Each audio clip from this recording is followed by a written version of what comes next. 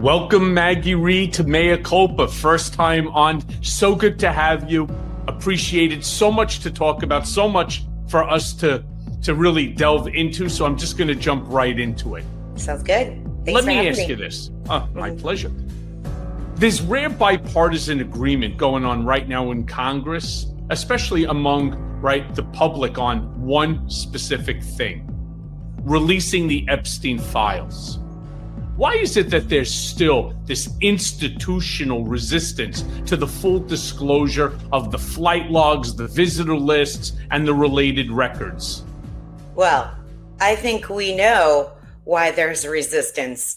Pam Bondi even told Donald Trump he was in the Epstein files in May. I mean, this is the fact that we already know that he is, in fact, in those files. We don't know exactly what that says in there, but that information is out there. Plus the fact that I believe women, and we've heard many, many different stories. I think we know why they are burying, burning, doing whatever with those files at this moment. Looks like Congress has already put it out there and they've subpoenaed the Epstein files, so they should be coming out. I don't know. Well, I but think we'll it's see what's somewhere redacted. by the middle. Right, it's somewhere by, I think, the middle of August. It's either like the 13th or the 16th, something like that. Yeah, it's like 2 weeks. They're required to provide to Congress the unredacted file for their review.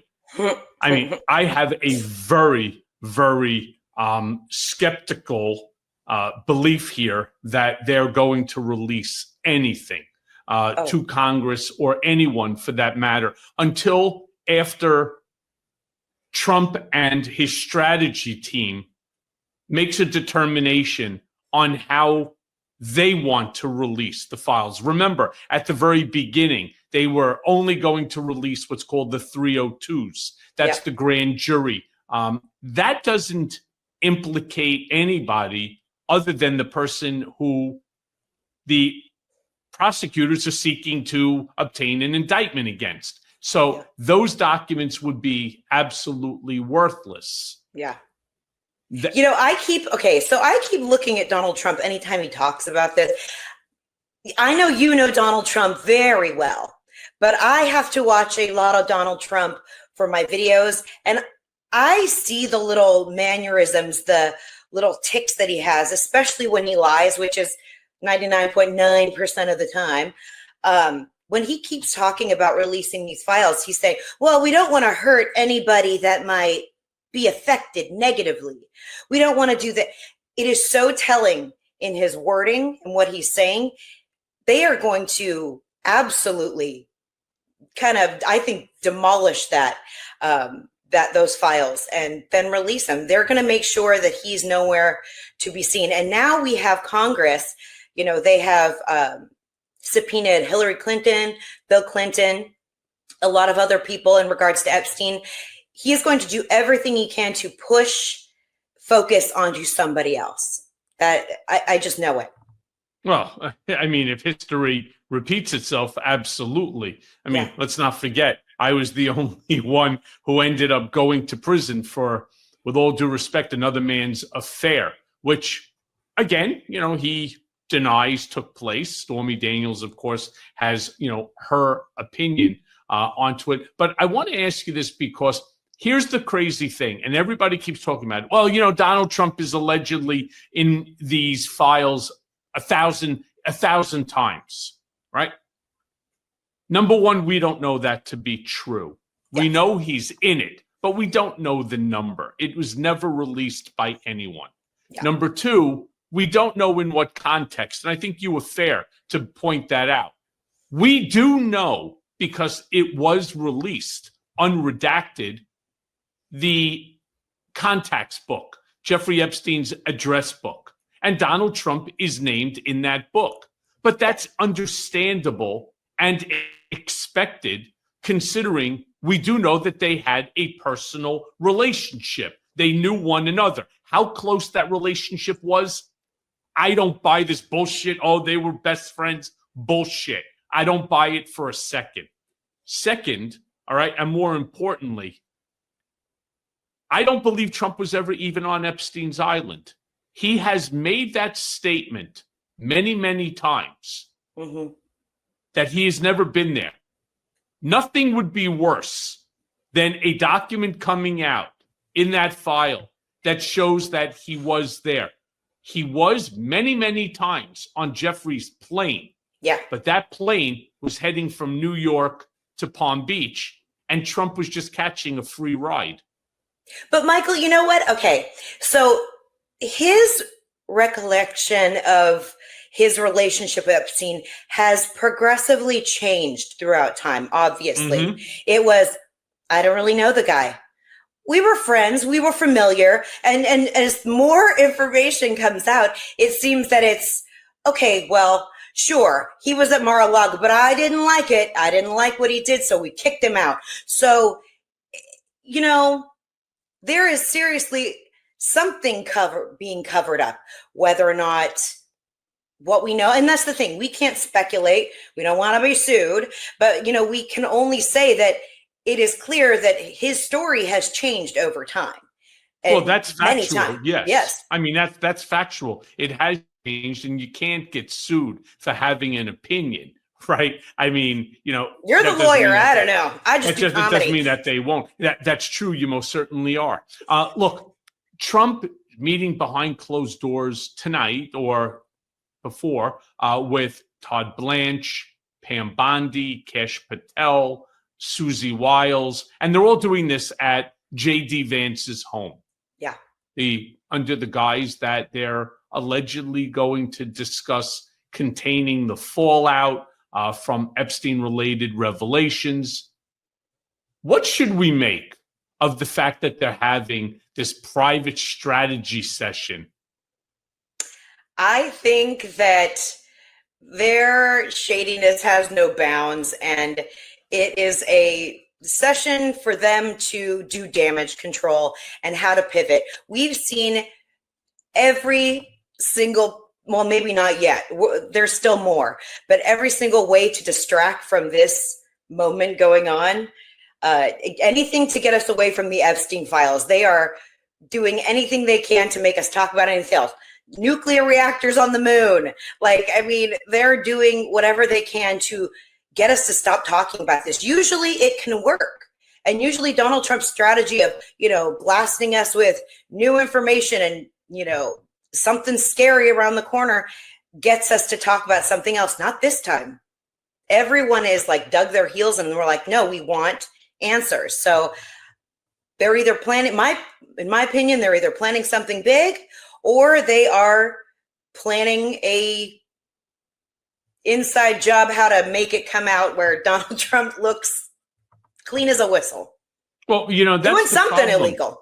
But that's the problem with these conspiracy theories, because if hypothetically his big crime was going to a party, right, and pointing at a bunch of, you know, young girls that are dancing there, or taking a free flight on Epstein's plane to Palm Beach, Florida, because Trump wanted to save the gas in his own plane, I get it, right? But what happens at that point in time? Everyone's going to be like, holy shit, it's a fucking cover-up. Once again, it's another cover-up. Donald's only in it in the address book. He's only in it on flight logs. You know, the claim is that he's nobody.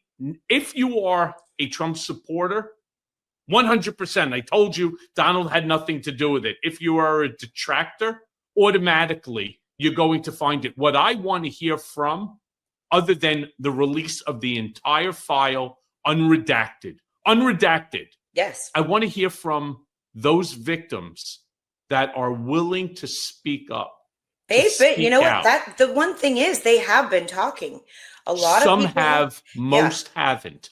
And those that have, my heart goes out to them because they've been denigrated, they've been disparaged, they've been denied their story, they've been attacked on credibility, and it's, I don't know what's the right way to describe it, adding salt to the wound. Sure. Yeah, having to rehash old wounds, and you know, it is unfair for these women who were girls at the time. No, they were children. Children, yeah, girls, that's what I mean. Having to go back and talk about their trauma in front of the world, especially when, I think an important part about these Epstein files is we're not just talking about, sure, everyone wants to know if Donald's implicated, but there are probably some very powerful people that they are covering up for as well. Okay, And so can I stop you there for 1 second? Yeah. Because, like you said, I know Donald probably better than almost anybody on this planet. And I agree with you wholeheartedly that there 100% are insanely powerful people that participated in Epstein's sex trafficking, the raping of these young children. Yeah. There's no doubt in my mind. But again, knowing Trump as well as I do, he didn't give two shits about them. All right. He's not doing this to protect anyone. I agree with you. And, I've done videos on this where, Donald Trump is a narcissist.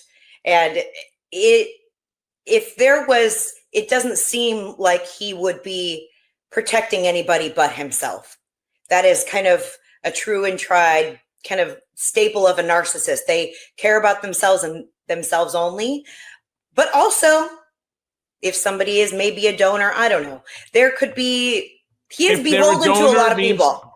Maggie, if they're a donor, it means they already gave the money. Once again, he doesn't give a shit about it. Do me a favor, because you are a comedian, right? Yeah. I mean, I've watched your videos. They're fucking hysterical, by the way. Thank you, sir.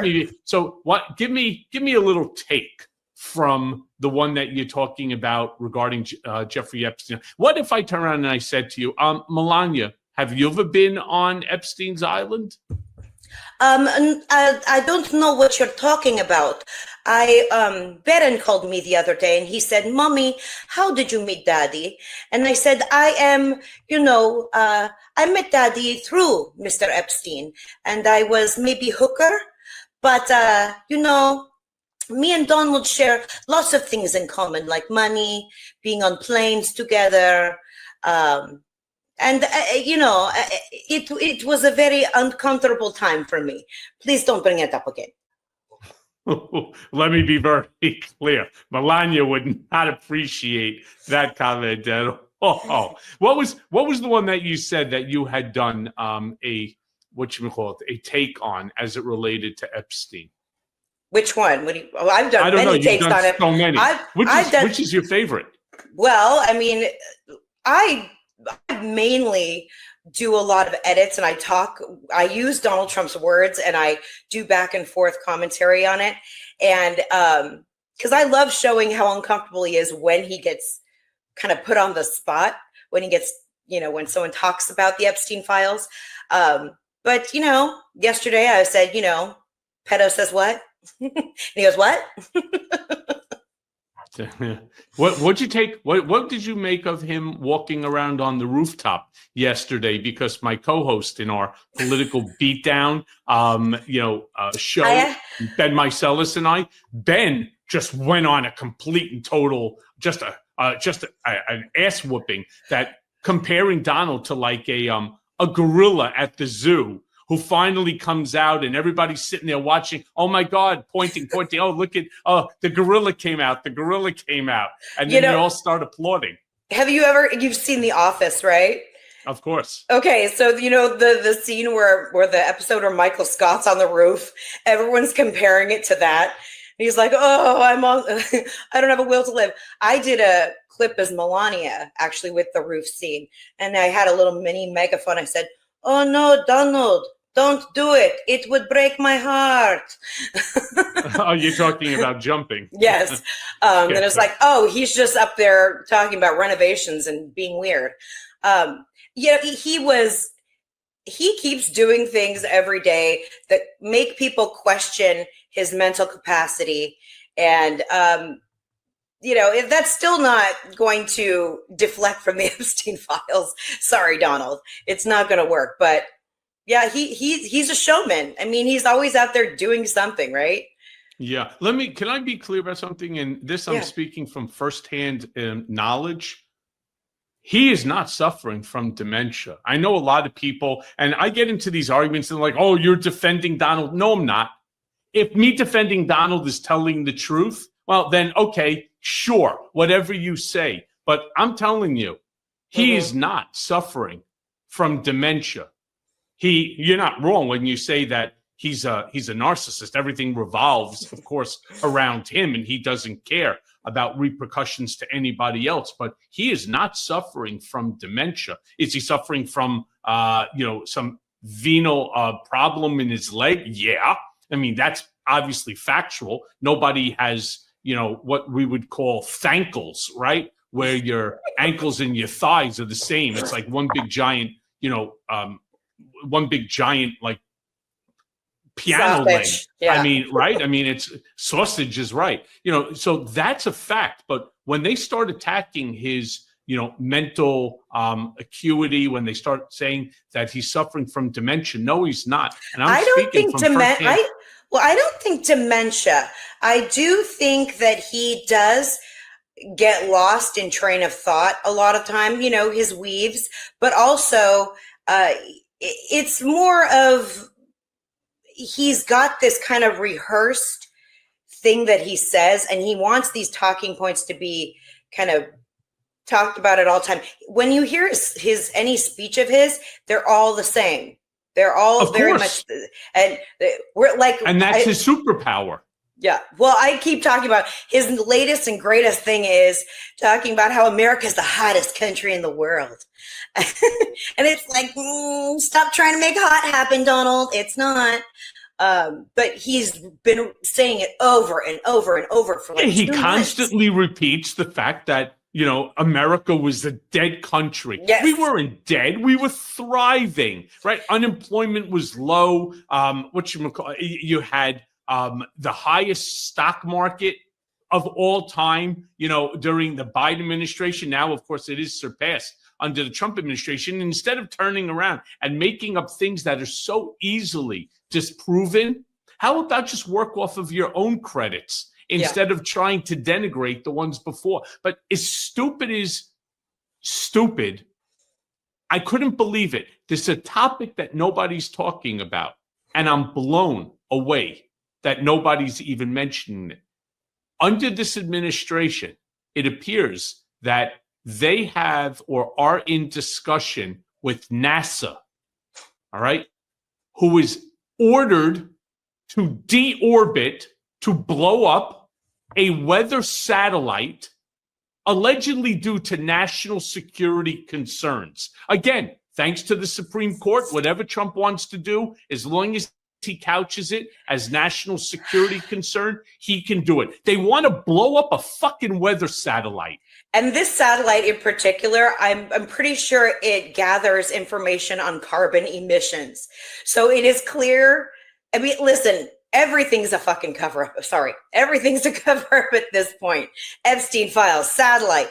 They don't want anyone to know how bad our greenhouse emissions are going to get. And if there's a problem, just get rid of it, right? That's the thing. First and foremost, I don't even know how much that satellite costs. Since, of course, now all we care about is money these days, not about whether you have food on your table, whether you could afford pharmaceuticals, whether you could afford your rent, whether you're going to have a job. No. It's all about the money. Well, then why would you destroy a weather satellite? That's the same satellite that gave us the information that was used or should have been used in the Texas flood. Why would you get rid of it? So now you could turn around and say, we didn't know about it, so therefore we couldn't have prevented it?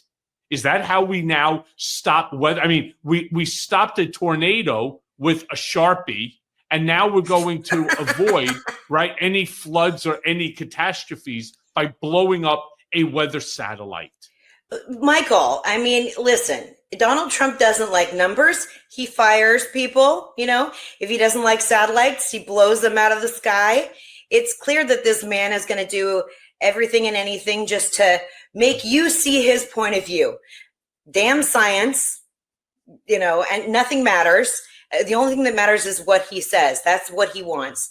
And I don't know why more people are not screaming about this. Even Republicans, I don't know why they're not so angry that he doesn't like poll numbers. Yesterday he said that he's got 70% favorability. Oh my gosh. That's why they have to go and gerrymander, Texas, why they have to gerrymander Illinois, why they have to, they're trying to, you don't do that when you're winning. You don't rewrite numbers when you're winning. You don't blow up satellites when you're winning.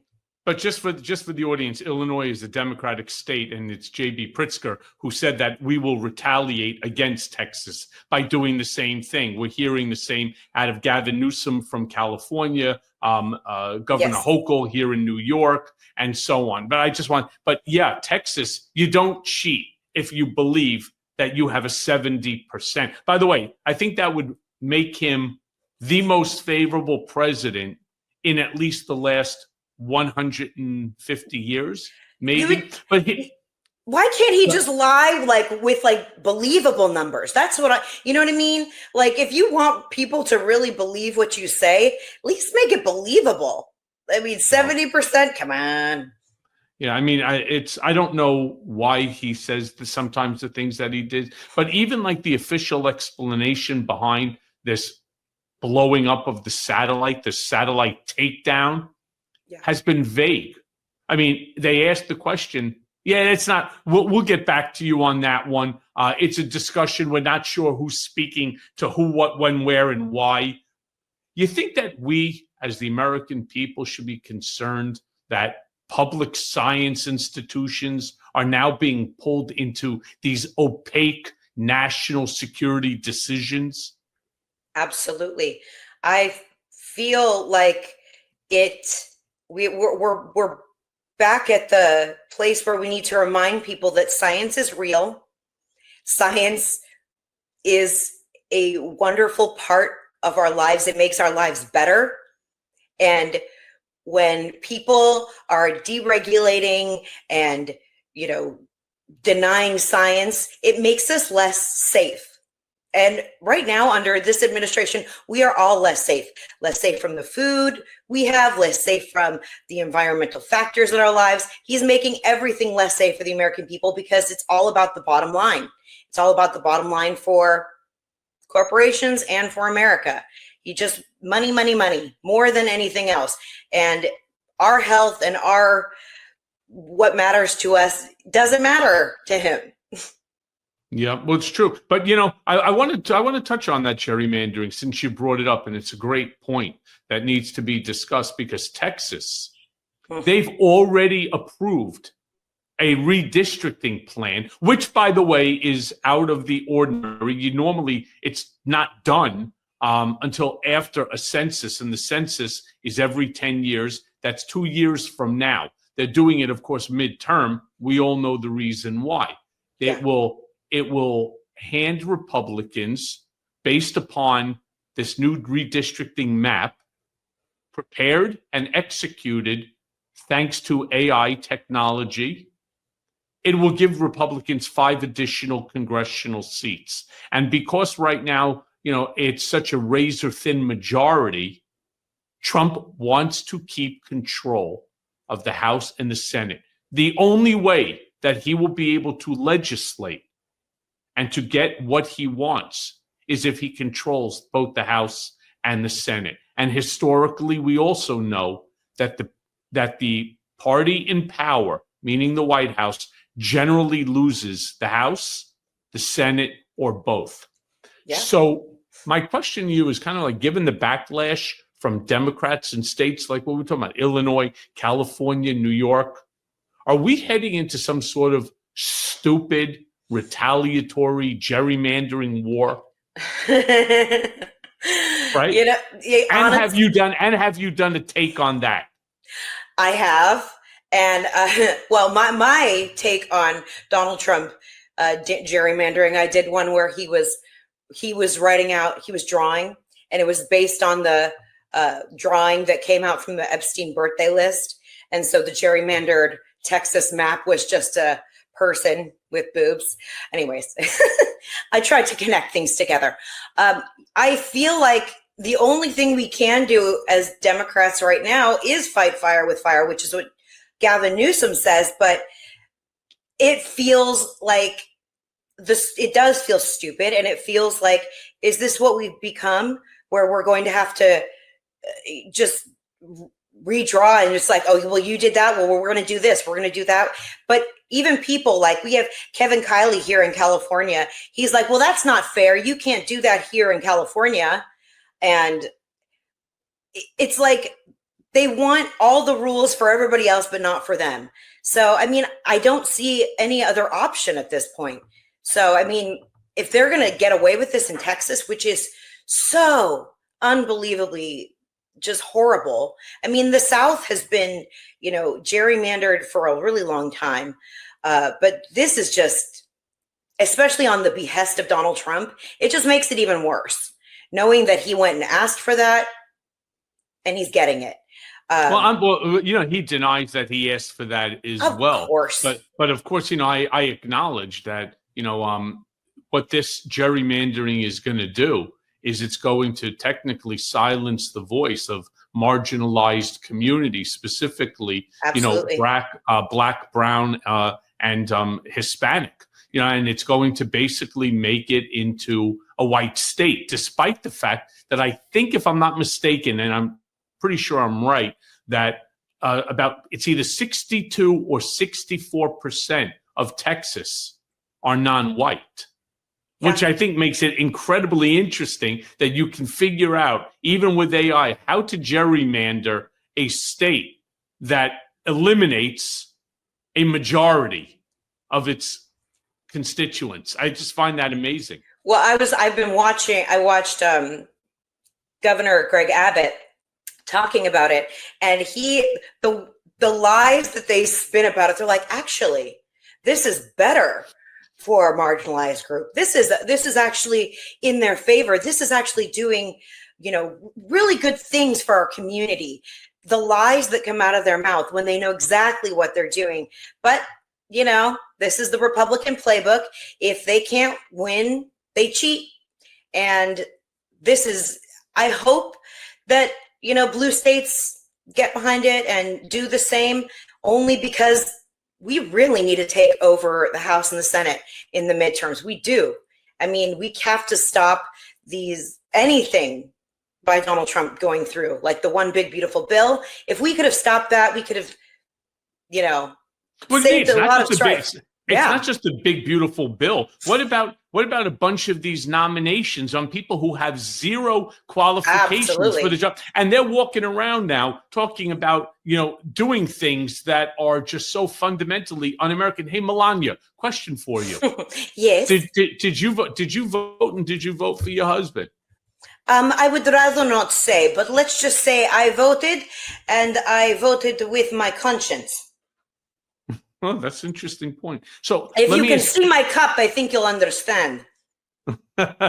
Hey, let me ask you this, because, again, we're going to talk about somebody who's totally and wholly unqualified for this position, RFK Jr. Oh, God. His administration literally just canceled.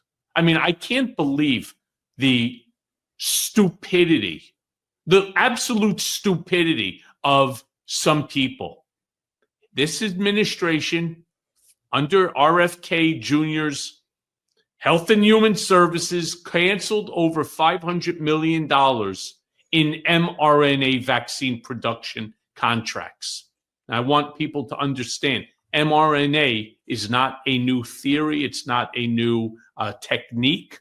Yeah. It is, however, what provided us, thanks to Trump and his first administration, right, where they expedited the mRNA manufacturing so that they could come up with a COVID vaccination. I forget what they called that project. It was like Operation Warp Speed. I think it was Operation Warp Speed. It was, right? Yes. From a public health standpoint, what risks do you think that this poses heading into the next either flu COVID or some variation thereof? It's going to be terrible.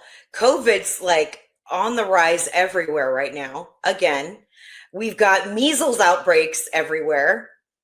And, who would have thought having a guy with a brain worm, be the, head of Health and Human Services would be a bad thing. But here we are. He likes to swim in poopy creek water and he denies science. Who would have thought that would, be bad? But here we are. I mean, I'm sitting there and I'm saying to myself, polio.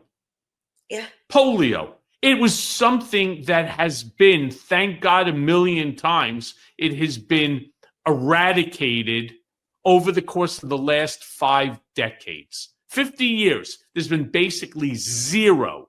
All of a sudden, enter RFK Jr., this idiot and a half. And I've had him here on my show. And I said to him, as the son of a surgeon, the son of, my mom was a surgical nurse. My dad was a head and neck reconstructive surgeon. My brother-in-law, my uncle, my cousins, they're all doctors, surgeons, and so on. I grew up in a house where I learned how to read off of the JAMA book and AMA. I'm not joking. That's actually how I learned to read. That's awesome. I'm sitting here and I'm saying to myself, you've got to be shitting me.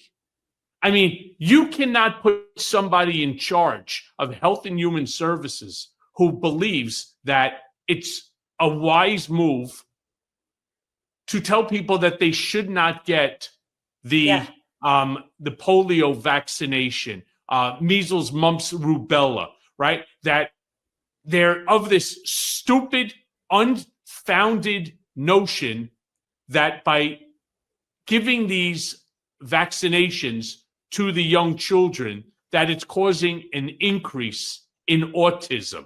You ever tried launching a podcast with zero experience? Well, let me tell you, it's like being tossed into a cage match with a grizzly bear, blindfolded, wearing clown shoes. I mean, when I started Mea Culpa, I thought to myself, come on, how hard can this be? Well, script writing, logos, production schedules, ad deals, and don't even get me started on the tech setup. I mean, I felt like I was decoding the damn Matrix. If only I had Shopify when I launched this beast. Shopify is the platform behind millions of businesses across the globe, responsible for a whopping 10%. You hear me? 10% of all e-commerce in the United States. And my friends, that's not hype. That's a fact. From big names like Mattel and Gymshark to folks just getting their hustle off the ground, Shopify's got their back. I mean, you want a gorgeous online store? Shopify's got hundreds of sleek, ready-to-go templates that make you look like a design god. And AI tools? Yeah, they've got those too. Writing your product descriptions, jazzing up your images, maybe even making you sound smarter than you actually are. I mean, not naming names or anything, right? I mean, need a marketing squad? Shopify's built-in tools let you hit email, Instagram, TikTok, wherever your customers are scrolling or doom scrolling. And listen, Shopify handles it all. Inventory, returns, international shipping. I mean, they are the ride or die business partner that you never knew that you needed. So if you got a big idea or even a little one and you're ready to turn that dream into a reality, head over to shopify.com/Cohen. So if you want to see less carts being abandoned, it's time for you to head over to Shopify and sign up for your $1 per month trial and start selling today at shopify.com/Cohen. That's Shopify, SHOPIFY.com/Cohen. One more time, that's shopify.com/Cohen. This is what they're saying, which is putting autism research and investments and investigation back like a decade. Absolutely. We're taking old talking points from the 90s and we're bringing them full circle again. And without any scientific correlation, he's spouting off these things. And remember, he wants to do an autism database too. Do you remember that one? Oh, yes, I sure do. It's like the fact that we have somebody that is so adamant about denying science in this role is terrifying. And the reason why people have longer life expectancy now is because of science. Science is a good thing, but now everyone wants to, not get vaccinated and drink raw milk. I mean, we are living in a whole different time frame right now where someone like RFK Jr. has the power to influence the world, and it's going to be detrimental to our society. I'm very scared for my kids to go back to school starting in a couple weeks. This is when everybody comes back from wherever they've been and all the germs happen. It's going to be a smorgasbord of disease. I know it. So Melania, you don't like RFK? I thought that you liked him. RFK Jr., RFK no Jr. No, thank you. He's not my kind of guy. Now, Justin Trudeau, yes, I can deal with that. So let me ask you this. Do you think that Kennedy's policy is being driven by budget consideration? Or do you think that this is some sort of a reflection of his just long-standing ideological hostility towards, vaccine science and these, and institutional norms? You know what? I don't know, because I grapple with this. I'm like, okay, wouldn't they want to make the pharmaceutical companies more money? And then on the other hand, I'm like, what the hell is he talking about? Like, he really is kind of an enigma to me, because I don't really know what his motivation is. Why would you want people sicker? And also, you guys are kind of working with the pharmaceutical companies. It would be in their best interest to vaccinate people. I don't really understand where he's coming from. And people have died from measles. This was a almost eradicated disease. And now we have people doing measles parties. We have children getting sick again. It's like, and not to mention the fact that there are people that just can't get vaccinated because they're immunocompromised. So it's like, we have to protect the people around us, but I don't know what his actual thinking process is. I'm not sure. Maybe it's the brain worm driving the train here. I don't know. Yeah, I don't know either. But since you're talking about protecting people, I mean, thank God that this administration sent the National Guard over there to to California in order to assist in these deportation operations, right? I mean, just thank God, because California was going into the toilet. It was like Snake Plissken in Escape from New York. Everybody in California, is a fucking violent felon killing each other and so on. Let me ask you this. There were alien spaceships. Bernie Sanders was at the wheel. There was so much danger here in California. Thank God for Donald Trump protecting us, really. Yeah. Tell me, what do you think of the implications here of using military reserve forces, using Marines to carry out immigration enforcement? It's all propaganda. It's all meant to and they're doing it so they can show those little sound bites on Fox News, OAN, Newsmax, and make it seem like there's actually something going on here. And California is not having it. Like, unequivocally, we are not having it. It's all for show. It's all for his power. And, he picked California because long has Donald Trump said California was the worst and Gavin Newsom's the worst. And we're not raking our forests enough. So then why are you wasting your time with me here on Mea Culpa? Go get your rake and get out there and do your job. He keeps talking about letting the water out too.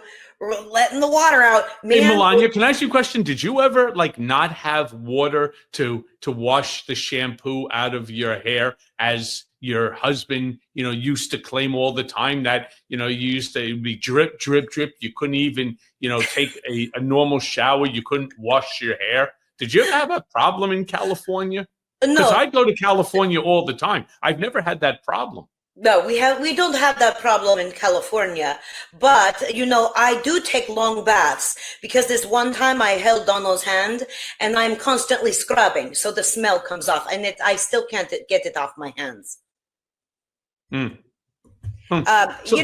Donald Trump is obsessed with thinking he knows what is best for California. He talks about the water that didn't go to the Palisade fires, which had nothing to do with rerouting water. And when they did come down and release certain water, he wasted the water here. Like they opened up a channel in the south, and it's not what he was talking about, Pacific Northwest, and he wasted water and just flooded certain areas that literally that water was being reserved for like the summertime. He is a disaster, and he doesn't know what he's talking about. You know what? So let me say this to you, right? Because I totally agree. First of all, he makes it sound as if though all I need to do is turn on the spigot. That's all I needed to do. Turn on the spigot. A really big wheel. And I just turned on the spigot and the water was flowing. California now had water. All of a sudden there was water. So much water, you've never seen so much in your whole life. And I'm saying to myself, that's not the way it works. There isn't a spigot like what you have in your backyard to turn on the water for the state of California. Second of all, you're right. It was in an area that was completely out of the range of the fires. The people who I am most angry at, yes, it is a ridiculous, irrational, inaccurate statement by the President of the United States to this country. But what about the people who are supposed to be there to guide him on the right path? I used to do this, and I used to do it all the time. And I got to be honest with you, he actually respected it. People would say to me, I'd go on MSNBC, CNN, on all these talk shows, and they would say, yeah, but he doesn't listen to anybody. Yes, he does. He'll make it his own, but he will listen to you. If you turn around and you tell him that by turning on, first of all, number one, sir, it's not a spigot, all right? What you have to do is you have to open up a major dam, right? That will re-flood areas and so, but that it will not affect at all. There is no wells that are dry in California where you can't get from a fire hose. You're not going to be getting water for pressure and so on. When you have a fire like that, it does need to replenish itself. So then you go on to the next, to the next fire hydrant. But my point is, whoever it is that's providing him the information is doing a totally shit job, and they're actually hurting him worse than he's even hurting himself. Absolutely. Well, the thing is, when it comes to the water talk, I've actually tried to figure out what he's talking about. Is he, because sometimes he mentions things that are like, well, water coming from up near Canada. Then he talks about maybe the Delta area, and he's talking about the smelt. The thing is, he doesn't even know what he's talking about. And so is he informing himself? I mean, he talks about the smelt fish a whole bunch. So, is he informing himself? Is somebody there informing him?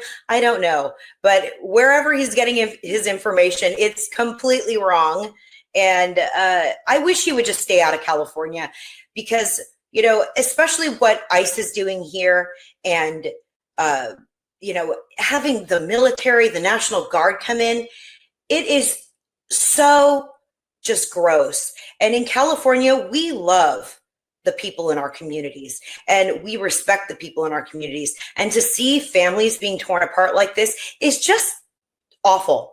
And they're not going after criminals. They're not going after, the worst of the worst. They're going after moms, dads. Even in my area, there was an ICE that was camped outside of a speech therapy clinic just like waiting for people to come out, which is but so that makes sense. awful. But that makes sense, right? Right? I mean, we don't want the people who are speech impaired, do we? I mean, they don't really contribute to America.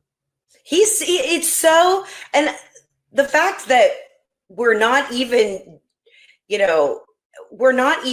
deporting these people at this point. We're putting them in concentration camps at this point.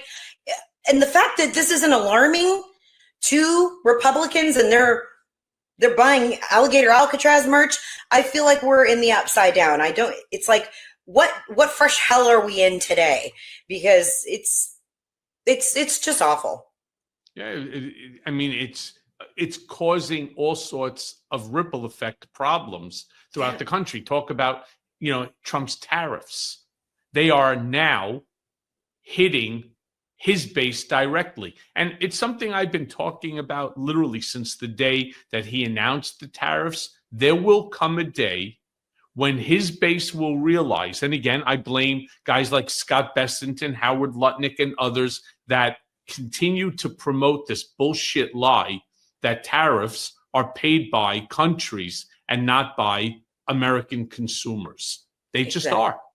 Yeah. It's now finally hitting his base directly. And it's hitting them directly because when he turned around and gave, for example, China an extra 90 days before the implementation of the tariffs, what did big companies like Costco and Walmart and Amazon and all the Myers and so on, what did they do? They bought more product. They overspent and they just did an analysis. Oh yeah, we're going to need toilet paper. Fuck it. We bought, instead of 1 million, we bought 5 million worth of toilet paper. So they were able to carry the old pricing as opposed to the new. Well, what happens when that supply runs out? And it always does. Well, prices go up. Prices go up. So you're seeing rising prices. You're seeing disrupted supply chains. You're seeing higher costs for citizens, for small businesses.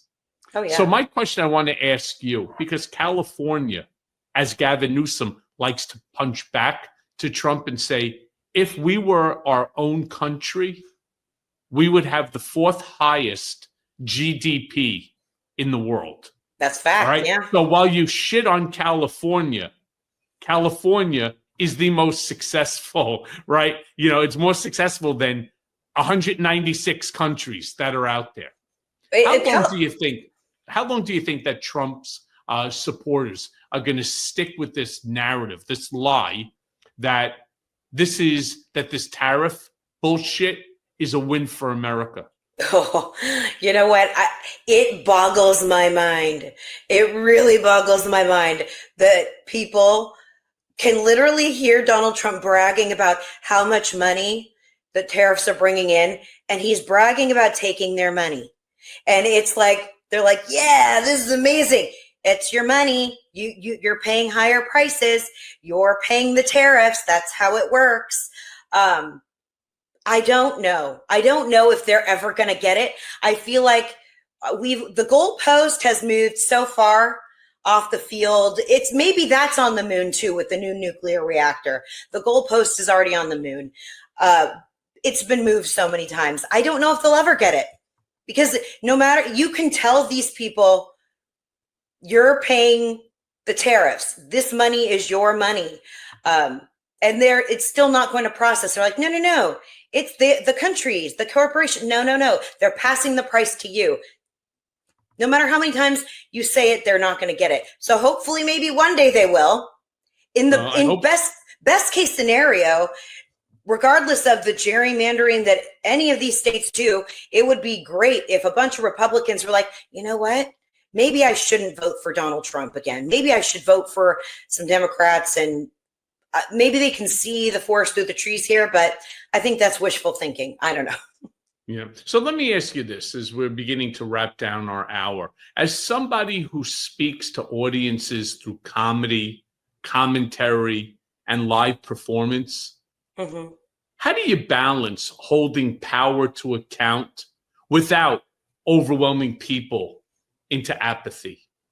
You know, that's my favorite part of using humor and politics. You know, I'm sitting here with the creator of Von Schützenpants here. I mean, this is, comedy is comedy. That one, I'm so sorry. I don't mean to interrupt you there. And a lot of my listeners will be like, why don't you let the poor lady speak? That was not intentional. That was just something that organically happened. I was talking to, again, my co-host, Ben Meiselas, and we were there. And I was so angry at him, with all the stuff. And then there was all this nonsense going on about he was wearing a diaper and that people were saying he smells and so on.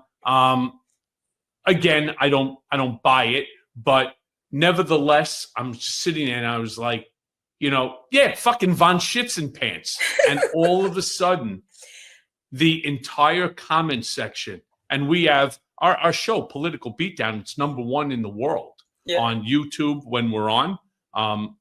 We should bring you on one of these days. That would be unusual, Tuesdays and Thursdays. But all of a sudden they come to, holy shit, Von Schützenpants. I'm like, Donald Von Schützenpants. And a meme was born. See, Michael, you see the beauty in comedy. And, take me back to the Von Schützenpants days, please.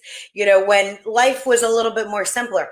But I get comments on the regular about how comedy helps people get through this time, cope. Because if we are constantly living in our fight or flight mode, we are going to burn out. And they're blitzing us with crazy shit every day. So, I try to do a lot of comedy of the absurd because we are in the absurd right now. Nothing is more absurd than this administration, than what's going on. And so it makes people feel better and lightens the mood, because if we are constantly just being sad or mad or fearful at all times, that's going to take a toll on us. We have to find ways to keep going. And I think comedy is just kind of one of those ways. Yeah. So last question for you. You believe that this moment with public trust collapsing, we're seeing crises after crises, economic instability, public health rollbacks, immigrant crackdowns, secretive meetings, to name just a few. Yeah. There's no transparency, right? It's all being fought from the top. Authoritarian tools are now being normalized. You think this is the start of a reckoning or a warning that we're still choosing to ignore? I think more people need to wake up and open their eyes and get involved. I think a lot of people are invested in politics. And I think that's where also comedy comes in, because maybe somebody that's not, doesn't care about politics too much, can have a laugh at something. But you have to stay informed these days. And I think a lot of people just kind of are letting it go. We're in the political field, so, it doesn't ring true to us because we're like, oh, we're in this all the time. But a lot of people just ignore and aren't even caring about what's going on right now. I think that's the scariest part. And so trying to get more people involved and more people to see what's going on, I think, is the way to go, because we need everyone, all hands on deck when it comes to at least the midterms too, to try to at least take back some power from this administration. Yeah. I kind of do that. I try to do that. I have my Substack. Do you do Substack as well? No, not yet. I'm thinking about it. It's a marvelous tool, and I think you would be probably very well suited, on it, because my goal is to stop all the misinformation, the disinformation, the malinformation that comes out. Hey, let me just give you the final word, Melania. Is something that you want to say to my listeners? We're over 500 million downloads since we started. All right. Oh, wow. That's a lot. Yeah. It's a big audience. So, Melania, what would you like to say to my audience as a final thought? As a final thought, I would just like to say that, I want everyone to understand that I didn't choose this life for myself. And I do not sleep with Donald Trump. I sleep in separate bedroom. And please, Do not associate me with my husband because I'm just bystander on the side. Okay, I just like the money. So you didn't pick the thug life. The thug life chose The you. thug life chose her. Yes, the thug life chose her for sure. Well, Maggie, thank you so much for joining me on Mea Culpa. Appreciate it.